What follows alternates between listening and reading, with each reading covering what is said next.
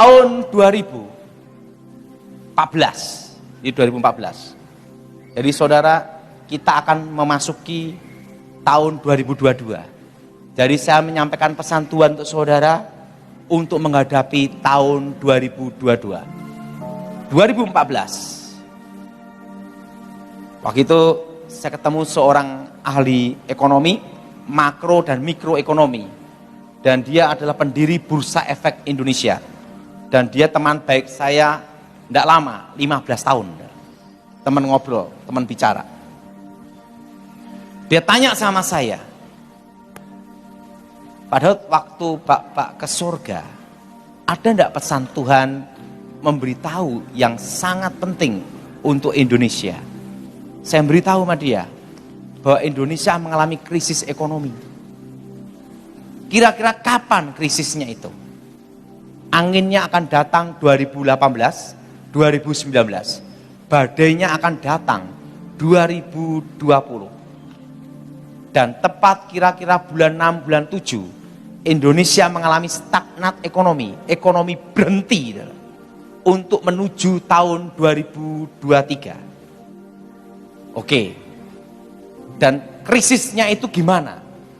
Dikatakan petunjuknya stagnat ekonomi. Ekonomi berhenti menuju tahun 2023. Dan akan terjadi inflasi dan deflasi bertemu. Langsung dia gini, Pak Daud, coba akan saya lihat obligasi Sun semuanya. Langsung dia ngomong saya, dia cek semuanya. Pak Daud, ini kalau keadaan seperti ini 2014 kita tarik mundur dan maju ke depan. Ini nanti tahun 2020 utang Indonesia akan tembus 5.000 triliun. Tapi analisa saya 5.000 triliun. Tetapi yang membuat saya agak ini Pak Daud, yaitu ekonomi berhenti. Yang bikin ekonomi berhenti itu apa? Itu tidak jelas saya. Kan dikatakan ekonomi akan stagnat menuju 2023. Dan 2023 setitik terang datang. Oke, itu saya ngomong sama dia, dia memberitahu saya. Gini Pak Daud. Pak Daud berani nyampaikan ini. Ya, saya kan sampaikan. Tahu enggak Pak Daud? Nanti Pak Daud dianggap gila loh. Kenapa? Dalam teori yang membuat stagnat ekonomi itu pertama adalah perang, betul? Tapi ini berhenti sampai 2023, menuju 2023. Waktu itu dia ngomong gini, ya kalau Pak Daud sampaikan aja. Apa yang terjadi saudara? Terusan pesannya itu apa? Pesannya itu bahwa saya disuruh untuk beli tanah. Tanahnya modelnya gimana? Untuk berkebun. Kenapa? Nanti 2020 baru saya akan mengerti. Nah, kadang itu Tuhan tuh ngasih sesuatu, itu dikasih tengahnya, enggak diberitahu akhirnya. Tapi yang jelas akhirnya adalah indah pada waktunya. Waktu itu saya ngomong sama dia, berarti akan terjadi seperti ini Pak? Iya, ini nanti akan terjadi seperti ini. Ya udah, saya 2014 saya khotbahkan ini terus. Bahwa akan terjadi krisis ekonomi menuju 2023. Badai ekonominya akan datang 2020. Wah, saya diserang habis-habisan. Dikatakan gila, dikatakan edan. Lu udah tahu, ada satu pesan Pak Edi Wibowo sebelum beliau meninggal. Dia pernah ngomong sama saya, Pak Daud, siap Jenderal. Saya beritahu sama Anda, Pak Daud, karena Pak Daud kan tim saya. Siap Jenderal, ada apa Jenderal? Ingat, seumur hidup kamu jangan punya akun. Jangan punya Instagram, jangan punya Facebook, dan jangan punya channel. Kenapa Jenderal? lakukan. Ini perintah, siap. Kenapa Jenderal? Karena saya ingin kamu tetap jadi hantu. Maksud Jenderal gimana? Nanti engkau akan tahu. Ya udah.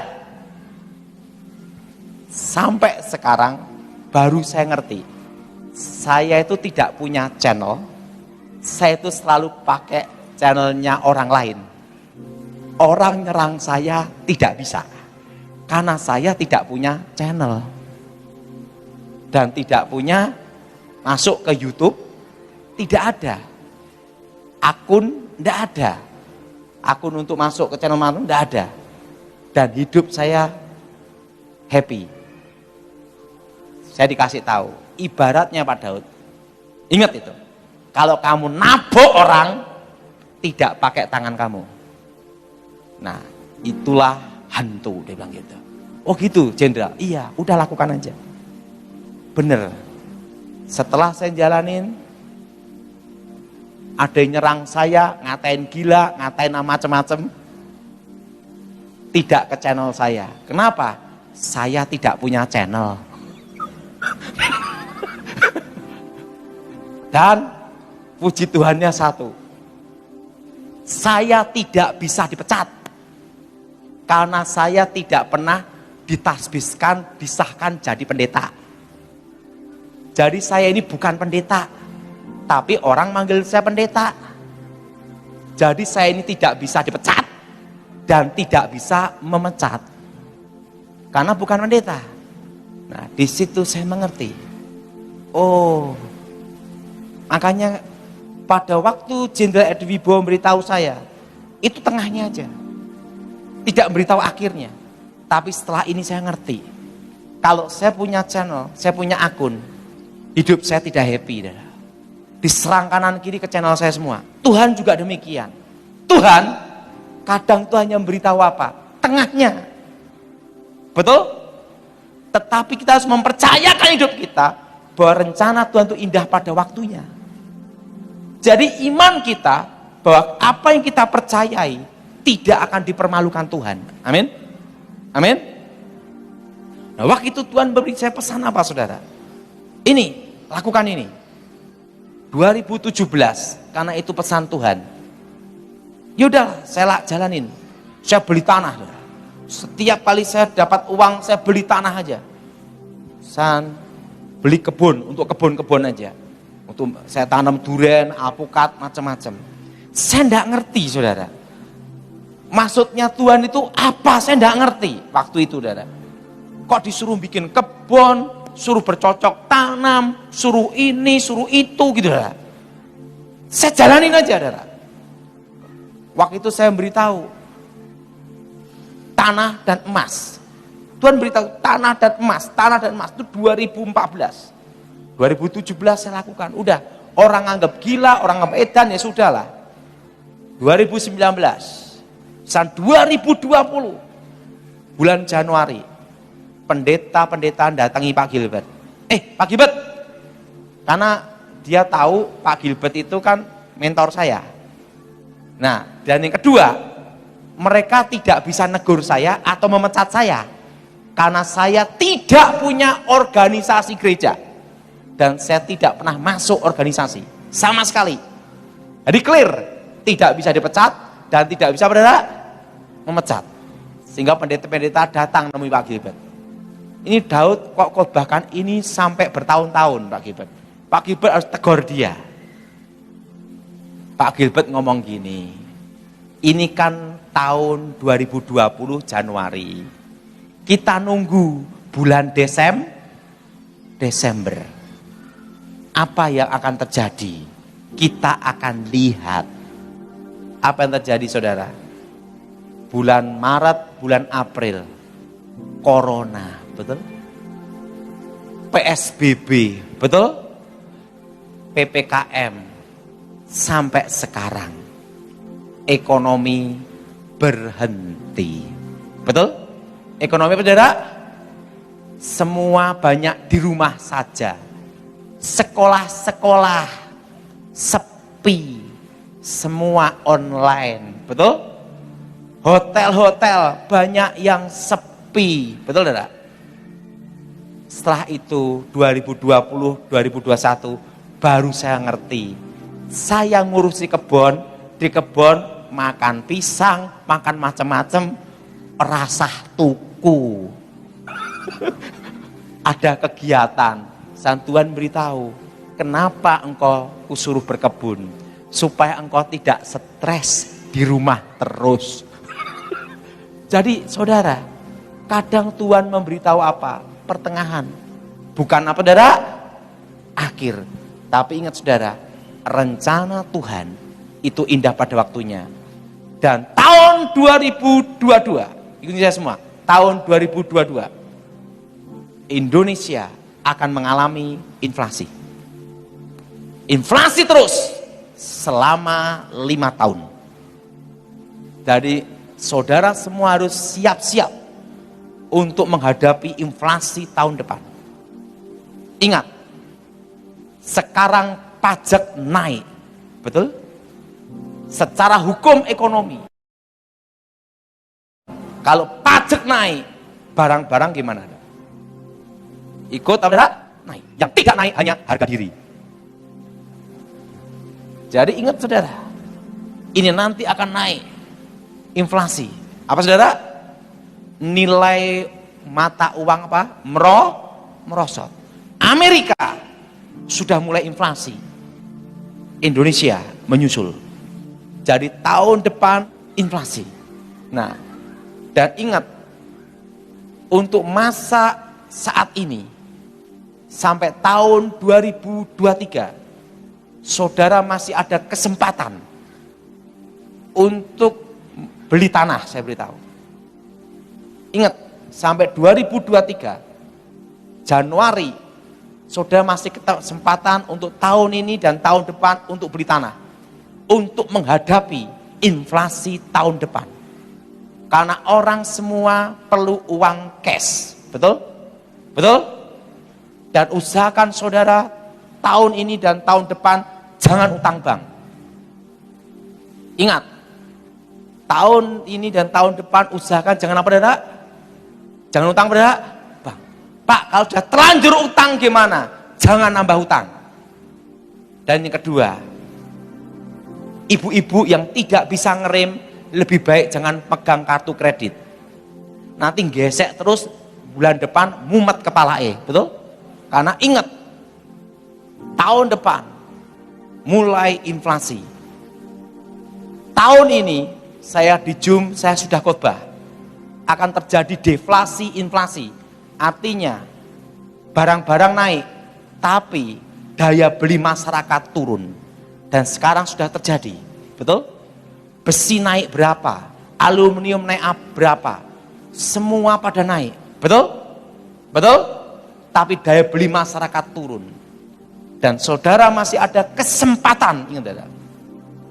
Kapan kesempatannya itu? Kesempatan ini ada tahun ini dan tahun depan 2023. Karena di masa depan Tuhan memberitahu saya akan dibatasi kepemilikan tanah. Jadi sebelum peraturan itu terjadi, lakukan sekarang. Karena nanti akan dibatasi kepemilikan apa? Tanah. Jadi saudara masih punya kesempatan tahun ini dan tahun depan. Dan Indonesia akan dipulihkan Tuhan total ekonominya. Itu 2035 baru Indonesia dipulihkan ekonominya. Jadi saudara, tahun depan kita semua, ini ingat saudara, tahun depan kita semua belajar normal, artinya menyesuaikan semua. Dan ingat, 5 tahun lagi dari tahun ini, ingat, corona ini akan bermutasi terus. Waktu saya khotbah 2020 di Zoom, corona waktu itu masih satu virus, namanya virus Wuhan, betul? Waktu itu saya khotbah bahwa 5 tahun ke depan virus akan bermutasi terus. Sekarang sudah ada Delta, sudah ada MU, ada R1, bermutasi terus. Dan dikatakan virus MU, vaksin apapun kebal, betul? Yang enggak hanya Nusantara menurut saya, karena saya kemana-mana enggak kena ya, Dara. Dari satu hal, ingat Dara, 5 tahun ini akan bermutasi terus. Artinya hidup kita akan seperti ini. Dan kita semua harus menyesuaikan, adaptasi. Ada satu kata-kata, orang hebat itu bukan karena pintar, tetapi dia bisa adaptasi dimanapun tempat. Siapa yang setuju angkat tangan, Dara? Arti bisa apa, Dara? Adaptasi, menyesuaikan dimanapun tempat. Jadi ingat, 5 tahun ini terus bermutasi terus. Sampai, udah tahu, virus ini pun ingin hidup. Kalau yang kena infeksinya mati, dikubur juga, virus itu juga mati, betul? Virus itu juga mau hidup. Makanya virus akan menyesuaikan terus sampai 5 tahun, sampai adaptasi. Nah, 5 tahun ke depan, di bawah 10 tahun, corona ini nanti kasusnya sama dengan virus influenza, flu biasa. Kenapa? Karena virus itu nanti semua akan menyesuaikan. Nah, tapi sebelum menyesuaikan ini akan bermutasi terus. Jadi saudara, tahun 2022 inflasi akan terjadi. Nilai mata uang saudara turun. Dan selama nilai mata uang turun, saudara harus siap-siap. Jangan utang bank. Dan kalau utang, jangan nambah lagi. Ini pendapat saya dalam bisnis. Boleh Pak ya? Satu hal, saudara dalam bisnis, jangan sekali-sekali menggadaikan rumah tinggal. Seperlu uang saudara. Ingat ya, ini karena saya sudah ngalami. Seperlu uang saudara. Sebutuh apapun usaha saudara, yang tidak boleh saudara lakukan adalah satu, jangan menggadaikan rumah tinggal. Karena rumah tinggal itu banyak sekali kenangan dan banyak sekali hal yang ada di rumah itu. Pengalaman saya, kalau orang itu sudah menggadaikan rumah tinggal, itu tidak baik. Dan itu banyak hal akan terjadi di luar dugaan. Makanya saya beritahu pada saudara, apapun usahamu, engkau perlu apapun, jangan sekali-sekali menggadaikan rumah tempat tinggalmu. Yang setuju angkat tangan saudara. Karena kalau sudah sampai ke situ, kebanyakan menuju kebangkrutan. Karena rumah tempat tinggal itu sangat penting untuk saudara. Makanya saya selalu pesan sama istri saya, satu hal, tantangan yang tidak boleh dilakukan dalam usaha atau bisnis apapun, jangan menggadaikan rumah tinggal. Kalau sudah sampai menggadaikan rumah tinggal, ingat, banyak pengalaman mengatakan bangkrut dan selesai. Dan untuk bangkit itu perlu waktu. Makanya saya beritahu pada saudara, terutama anak-anak muda, ingat, anak-anak muda, selama engkau ini ada, engkau harus menabung. Karena nanti di masa depan, waktu engkau sudah usia 40-50, ingat saudara, dibatasi kepemilikan tanah. Dan ingat, pajak-pajak sudah pada naik. Jadi saudara, tahun depan kita akan menyongsong. Siap-siap menghadapi saudara, dan Tuhan bicara pada saya untuk saudara hari ini, bahwa Tuhan akan memelihara kita di tengah-tengah kesusahan. Dan ingat saudara, saudara masih punya kesempatan. untuk beli tanah.